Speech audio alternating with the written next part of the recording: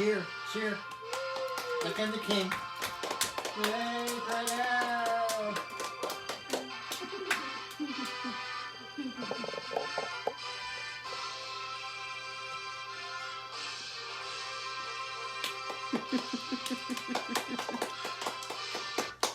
Thank you, my royal subjects. That's not normally what I call them, though. They're my royal pain grandchildren. Where's my money? I do call you pain in the butts. Good evening, everybody. I wish it was better. So we start out this Barron Landscapes with bad news. And we're live, so you really can't plan any of these shows for anything. And you got to be ready to kind of to go with the flow. So it is with a very heavy heart that tonight we're not announcing. I'm not going to say we're announcing because you all already know that Ruth Bader Ginsburg is now feeling good. She's part of the universe. You guys know how I feel about it. She hasn't left us. She is back with the universe, and who knows where she'll turn up again, where all of her will turn up. I think that was a little taste of the Chief Justice atomically. So she's left, but she leaves a legacy for our LGBTQ and A friends and family. She fought for us, for you, and she will continue to do so in the laws that she made. And she will continue to do so by proxy, because I believe we're in a battle now for your very lives. We're in a battle now to make sure that justice continues to be done. And we'll see how that's going. Right now, if you don't know, the Hill is on fire. Washington is absolutely awake. Battle lines are being drawn. Weapons are being oiled. And we'll see how this goes. I have a good feeling. I hope I'm not wrong. I hope this feeling is as accurate as some of my other more horrible feelings have been. We'll see. Her death cannot be in vain. And so we'll remember her. We're not going to do a moment of silence because I don't think she'd want that. I think as a Chief Justice, I think that she would want us to carry on. She would expect us to be at least as strong as she was. And that, ladies and gentlemen, boys and girls, all others watching the show, that is something that we have to live up to because those are very, very big shoes to fill, indeed. Speaking of big shoes to fill, my daughter was over. She dropped the brats off, children off, the grandkids. We'll deal with that later. But I showed her my owie. So for those of you that have me make your pieces of magic, I want you to know that I put everything into making your magic. And apparently this last batch of Edison's Nightmare, Tesla's Dream, put a little bit of magic into me. I think I have a little piece of copper wire stuck in my hand. So I would imagine the bodily fluids have been covered up with either solder or tape or something. You're at no risk. But the daughter, my daughter the nurse, my daughter the assistant director of nursing, who I really appreciate, darling. I know she's not watching. They're on their way home, I think. So I can say just about anything I want and not be in too much trouble until she sees...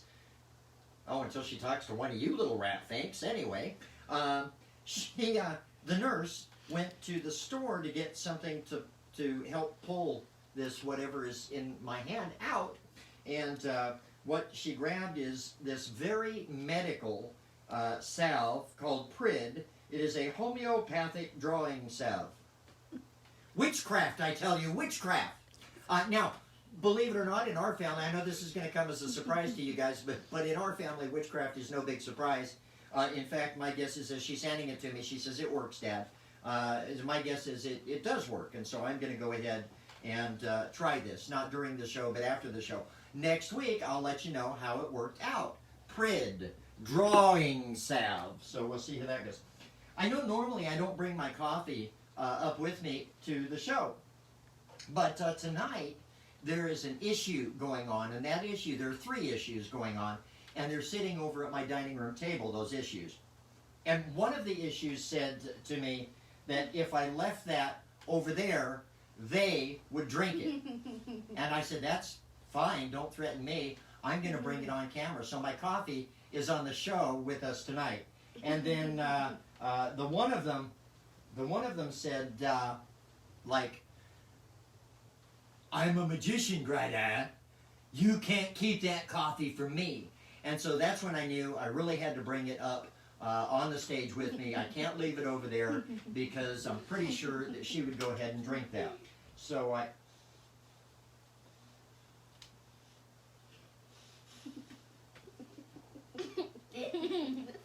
She's over there going...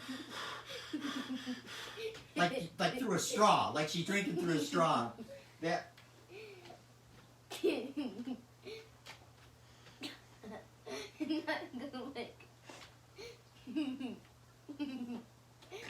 Oh, really? Have you had enough? No. Shh, might as well just set it over there. There, enjoy yourself. Have my coffee. Enjoy my coffee. I can't reach. So, for those of you that are of the magician persuasion, we've got a couple of these left. These are, for those of you that aren't magicians, you won't understand this at all, so I'm not giving anything away. These are our Q rings, and these are the last 2 12-inch Q rings. Oh, they sound pretty. That is the key of E. I have been told that the tinkling is key of E. These are the last 2 Q rings that we will ever produce. These are the last 2 Q rings that we will ever put out.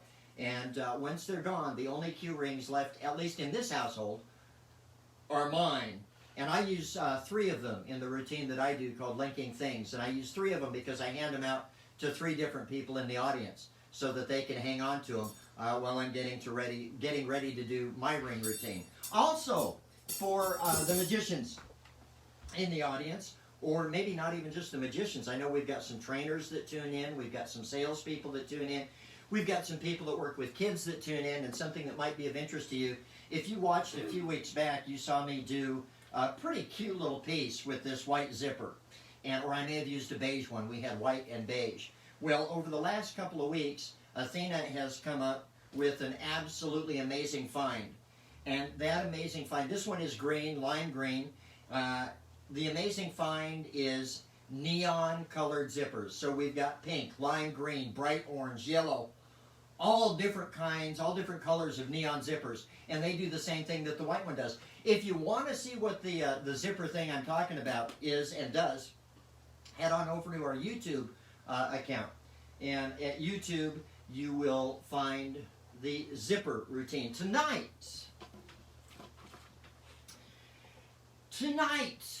is episode 22.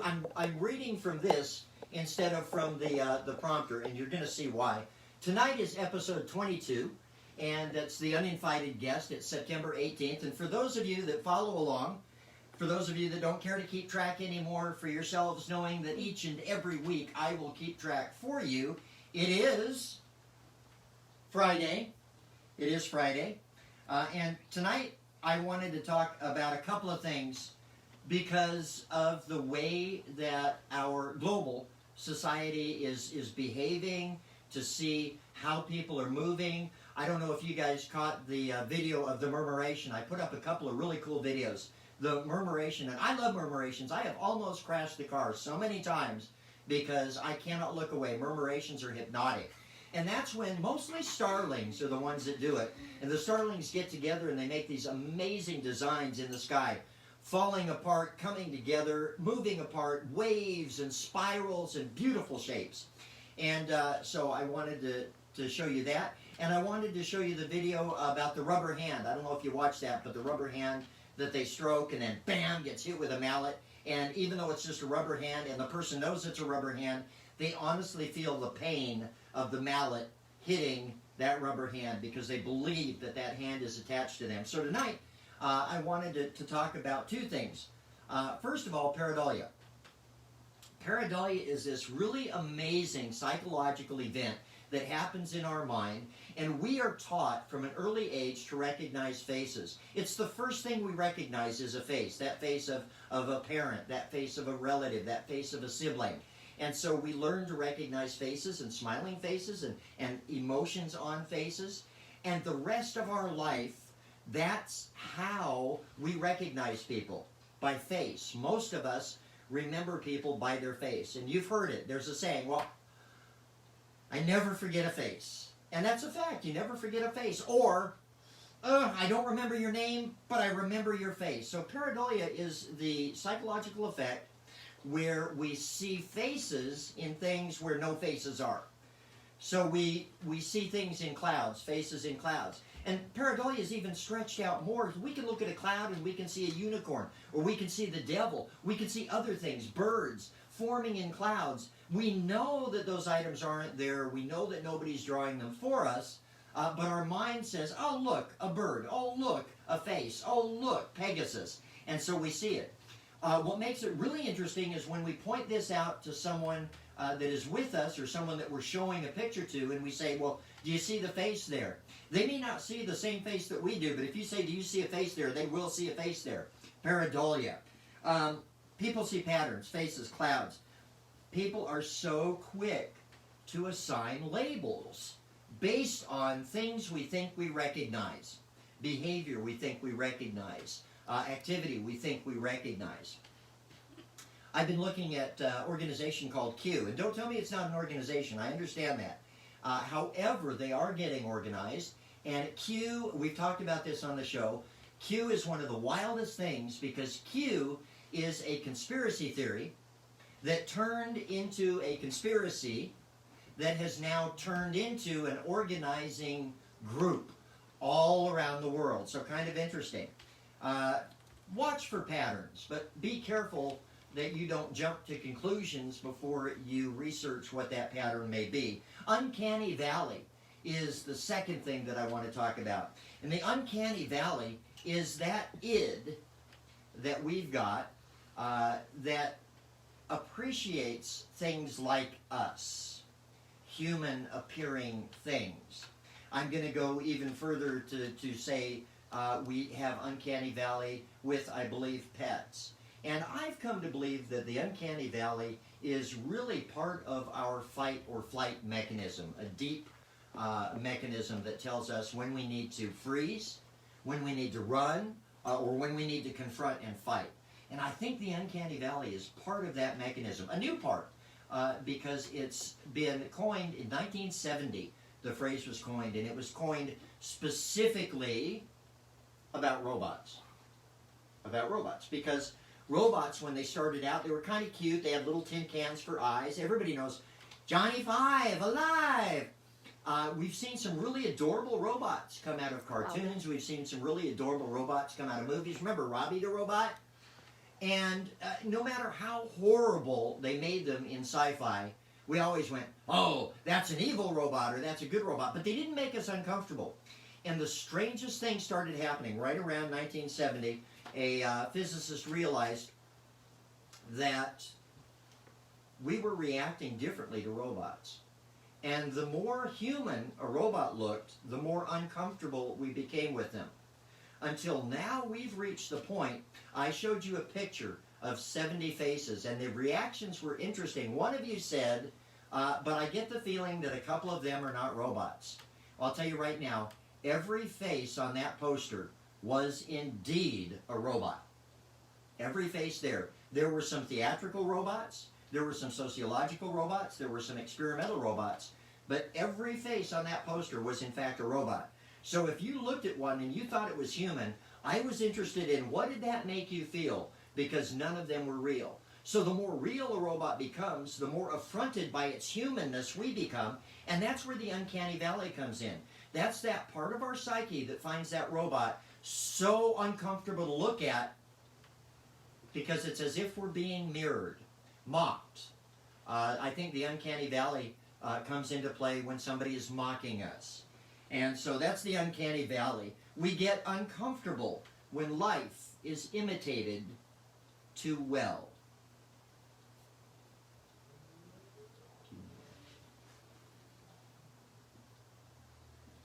Ah, there we are.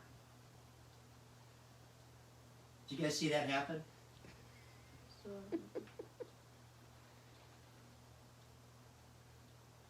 yes.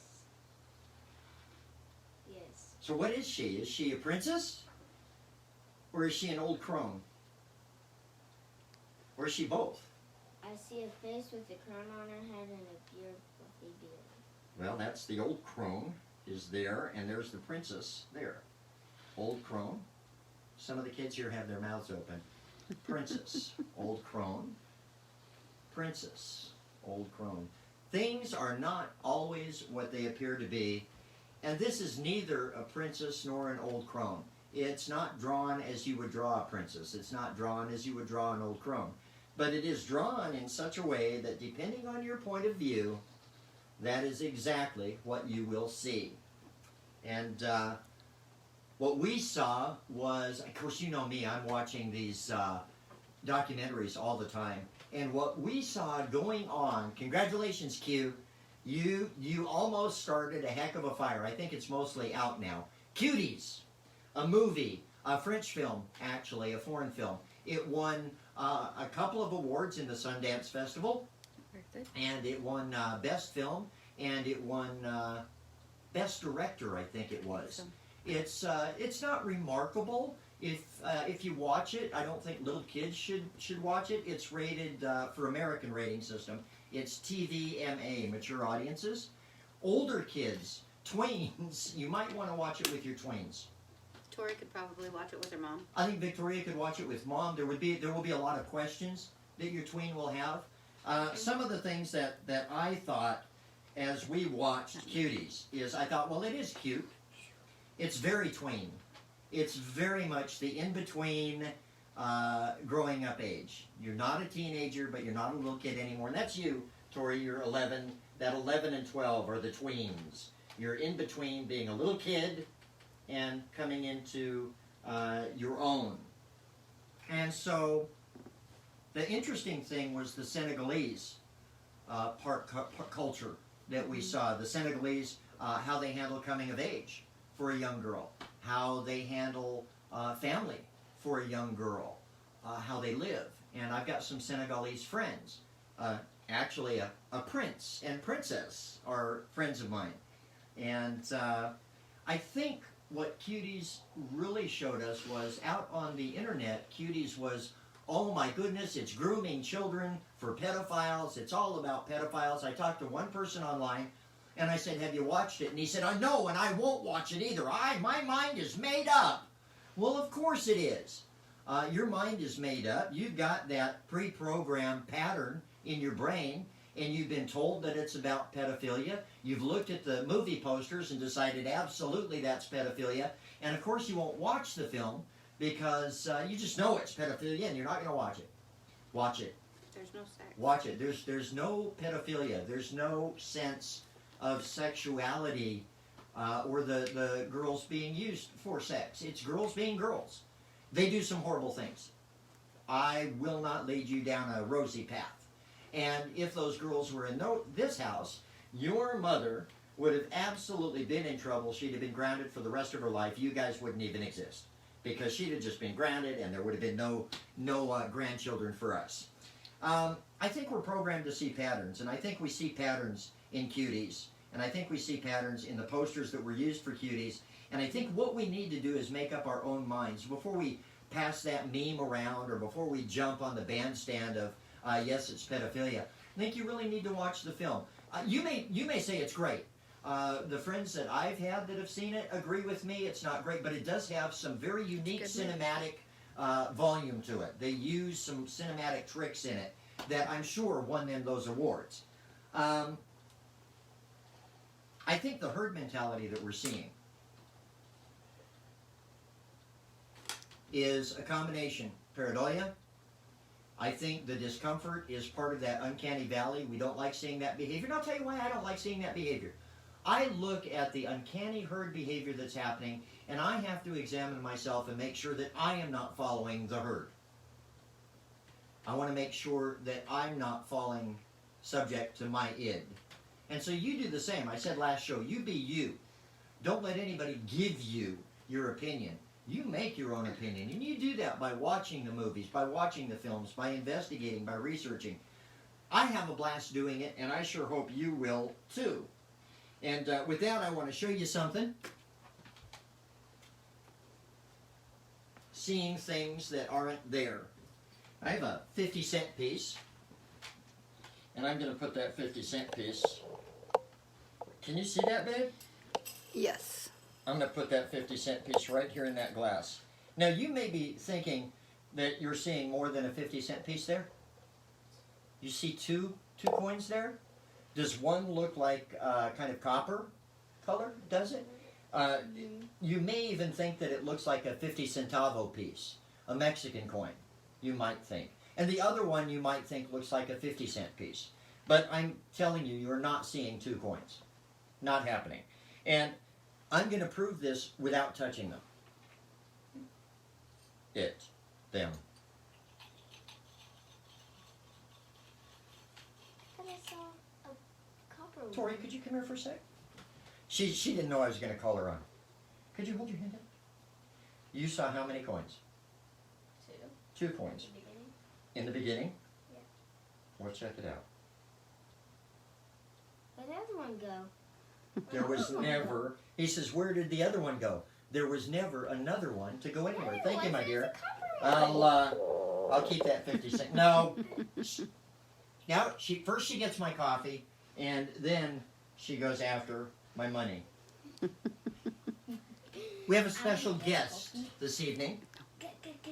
As you know, I watch things, and I see where people's heads are, and this has bugged me for years. This is not a new thing. This is not a Facebook thing, although I was reminded about it by watching Facebook this week. And somebody put up a meme, and the meme said, nobody ever taught you about self-care. Nobody ever taught you about self-medicating. Nobody ever taught you to be quiet in yourself. Nobody ever taught you to meditate. I go out and I train people in casinos, and I always hear when I'm training them on something that's new to them, well, nobody ever told us this. That is our special guest this evening. I'm going to pull this chair out, just like that, and I'm going to have nobody sit down right here, because nobody ever taught. I put up 3 or 4 posters on your group today. Nobody gave me, nobody taught me, nobody. There's nobody. There they are. We cannot blame nobody for the lack of our knowledge. We can't blame nobody for the lack of our success. We can't blame nobody for anything, because it's not nobody's job to teach us anything. In fact, through life, we find that it's our job. Now, parents, and I know we've got some beautiful parents out there. I saw my niece plugged in. Hi, baby, how are you? I miss you guys terribly. Hug everybody, all of your 82 children. Hug them all. I want a big pile up. I want you guys in a big pile. You and Zach on the floor, and let the kids. Gabe. Zach is another nephew. Pile up on the floor for Uncle Barron. So, I know as parents, we do the best job that we can teaching our kids. And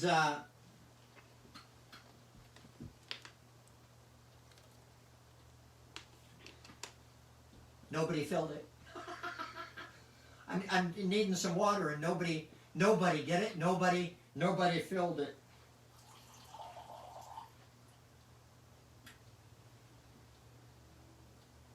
Are you playing with Greta again? Quit it out. I guess I know magic. I know magic. Nobody wasn't in charge of filling it. I was. I guess I filled it at a couple of different times. You're in charge of your lives, folks. Nobody is responsible for you. Nobody is responsible to teach you. Nobody is responsible to get you what you want.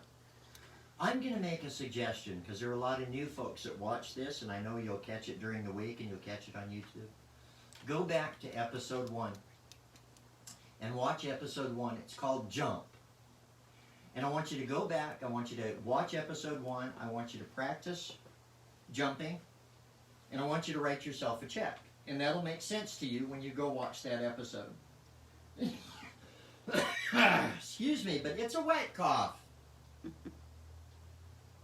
God, that's become the worst running gag in history. I'll be glad when COVID's gone in 5 or 6 years, and I'll no longer have that joke. You'll I still have want to the call. best for you. And so if you are waiting for nobody, let me be your nobody. Nobody is telling you right now, go get the knowledge you want and hunger for. Don't let anybody keep you from that knowledge. Don't rely on somebody else to give you that knowledge. You take it. Opportunity, you take it. You make it. This is your life. You've got the steering wheel. Don't rely on anyone or anything to put you where you need to be, to get you where you want to be. You've got this. I hereby give you permission to be the somebody that nobody could never be for you. Well, there we go. Episode 22. We will see you guys next week, I hope. I've got some new stuff that I'm going to be showing you next week. And just in the meantime, you be you. You be the best you. Question everything. Before you make up your mind, go look at all alternatives. We love you. We love you guys so much, and you know we mean that. Even those of you that are new. I've not met you yet. We've not talked yet. But believe me, I love you. If you ever need a home, it's right here. If you ever need a safe place, it's right here. If everything ever goes to hell, let us be your heaven. So we'll see you next week, you guys, with episode 23. And who knows where we'll go from there. Thanks for watching. Watch us all week. We love you. Have a good night. What'd you do with the...